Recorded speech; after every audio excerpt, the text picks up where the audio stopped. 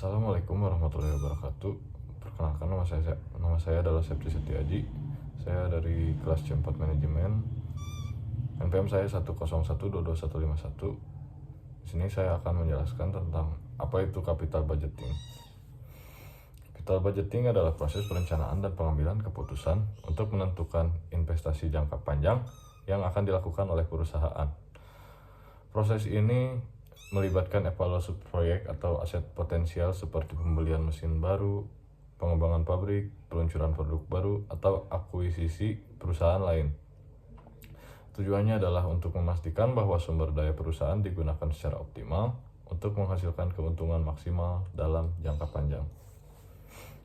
Langkah-langkah dalam capital budgeting yang pertama yaitu ada identifikasi proyek atau peluang investasi. Perusahaan mengidentifikasi proyek atau investasi yang berpotensi meningkatkan nilai perusahaan. Yang kedua ada estimasi arus kas atau cash flow.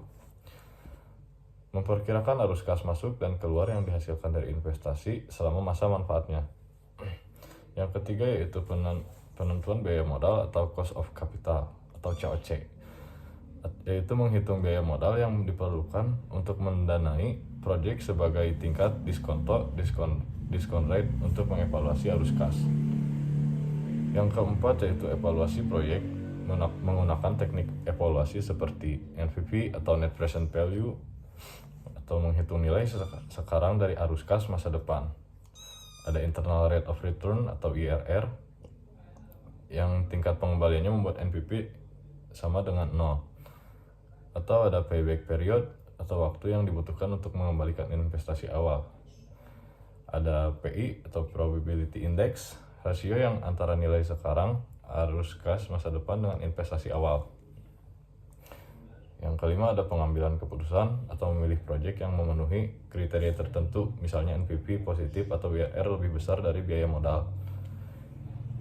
Yang keenam ada implementasi dan monitoring. Setelah proyek dipilih, perusahaan melaksanakan investasi dan terus memantau hasilnya.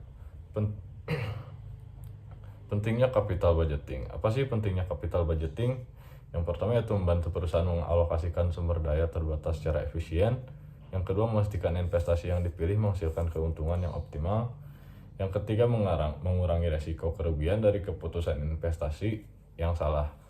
Yang keempat yaitu mendukung pertumbuhan perusahaan dalam jangka panjang. Proses ini sangat penting karena keputusan yang diambil akan berdampak signifikan pada profitabilitas dan keberlanjutan perusahaan. Terima kasih.